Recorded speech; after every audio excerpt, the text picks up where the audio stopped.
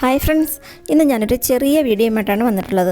നമുക്ക് പ്ലം കേക്കിലേക്ക് വേണ്ടിയിട്ടുള്ള dry fruits ആൽക്കഹോളൊന്നുമില്ലാതെ fruit ജ്യൂസിൽ എങ്ങനെ സോക്ക് ചെയ്യാമെന്നാണ് ഞാൻ കാണിക്കാൻ പോകുന്നത്. വീഡിയോയിലേക്ക് പോകുന്നതിന് മുമ്പായിട്ട് നിങ്ങളെൻ്റെ ചാനൽ സബ്സ്ക്രൈബ് ചെയ്തില്ലെങ്കിൽ ഒന്ന് സബ്സ്ക്രൈബ് ചെയ്തേക്കണേ. ഇതിനായിട്ട് ഞാനിവിടെ കുറച്ച് ഡ്രൈ ഫ്രൂട്ട്സ് എടുത്തിട്ടുണ്ട്. ഡേറ്റ്സ് ചെറുതായിട്ട് കട്ട് ചെയ്തെടുത്തതാണിത്. അതിൻ്റെ കുരുവെല്ലാം മാറ്റിയിട്ട് ചെറുതായിട്ട് കട്ട് ചെയ്തെടുക്കണം. പിന്നെ കുറച്ച് ചെറിയും ചെറുതായിട്ട് കട്ട് ചെയ്തെടുക്കണം. ഈ ഒരു സൈസിൽ കട്ട് ചെയ്തെടുത്തിട്ടുണ്ട്. പിന്നെ കുറച്ച് കറുത്ത മുന്തിരിയാണ് എടുത്തത്. കറുത്ത മുന്തിരി എടുക്കുമ്പോൾ അരിയില്ലാത്ത മുന്തിരി എടുക്കാനായിട്ട് ശ്രദ്ധിക്കണം. പിന്നെ കുറച്ച് ടൂട്ടി ഫ്രൂട്ടി എൻ്റെ കയ്യിൽ യെല്ലോ കളർ മാത്രമേ ഉള്ളൂ. എല്ലാ കളറും കൂടെ ഉള്ളത് ഉണ്ടെങ്കിൽ അതായിരിക്കും കുറച്ചുകൂടെ കാണാനായിട്ട് ഭംഗിയുണ്ടാവുക. പിന്നെ കുറച്ച് സാധാരണ കിസ്മിസ്, ഇത്രയുമാണ് എടുത്തിട്ടുള്ളത്. ഇനി ഏതെങ്കിലും ഇതിൽ നിങ്ങൾക്ക് വേണ്ടെങ്കിൽ അത് ചേർക്കേണ്ട.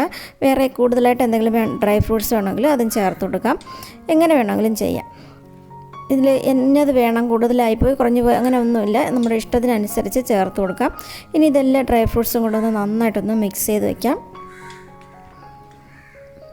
നന്നായിട്ട് ഇതിപ്പോൾ മിക്സ് ചെയ്തെടുത്തിട്ടുണ്ട്. ഇനി ഇതിൽ ചേർക്കാനായിട്ട് ഞാൻ ഗ്രേപ്പ് ജ്യൂസാണ് എടുത്തിട്ടുള്ളത്. ഒരു ഗ്ലാസ് ഫ്രഷ് ആയിട്ടുള്ള ഗ്രേപ്പ് ജ്യൂസാണ് എടുത്തത്.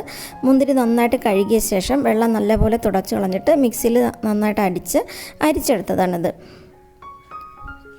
ഇനി ഡ്രൈ ഫ്രൂട്ട്സ് സോക്ക് ചെയ്യാനായിട്ട് ഞാൻ ഇതുപോലൊരു ഗ്ലാസ് കുപ്പിയാണ് എടുത്തത്. ഇതിന് പകരം ഭരണി എടുക്കാം, അങ്ങനെ ഏത് വേണമെങ്കിലും എടുക്കാം.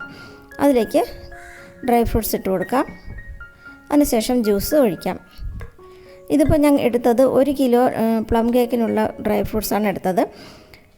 ജ്യൂസ് ഒഴിക്കുമ്പോൾ ഇതുപോലെ ഒന്ന് ചെറുതായിട്ടൊന്ന് മുങ്ങിക്കിടന്നാൽ മതി. ഒരുപാട് അങ്ങ് ഫ്രൂട്ട്സ് മുങ്ങിക്കിടക്കണ്ട, ചെറുതായിട്ട് ഒന്ന് മുങ്ങിക്കിടന്നാൽ മതി. ഇതുപോലെ ഒന്ന് മുങ്ങിക്കിടന്നാൽ മാത്രം മതി. ഇനി ഇത് അടച്ച് 24 മണിക്കൂർ ഫ്രിഡ്ജിൽ സൂക്ഷിക്കണം. വെളിയിൽ വെക്കരുത്, ഫ്രിഡ്ജിൽ തന്നെ സൂക്ഷിക്കണം. 24 മണിക്കൂറെങ്കിലും ഫ്രൂട്ട്സ് സോക്ക് ചെയ്താൽ മാത്രമേ കേക്ക് ഉണ്ടാക്കുമ്പോൾ നല്ല ടേസ്റ്റ് ഉണ്ടാകുള്ളൂ. ഫ്രിഡ്ജിലേക്ക് വെച്ചിട്ട് 24 മണിക്കൂർ, ഒരു ദിവസം കഴിഞ്ഞ ശേഷം എടുത്തിട്ട് പ്ലം കേക്ക് ഉണ്ടാക്കാം. ഈ വീഡിയോ ഇഷ്ടമായെങ്കിൽ ലൈക്ക് ചെയ്യാനും ഷെയർ ചെയ്യാനും മറക്കരുത്. Thanks for watching.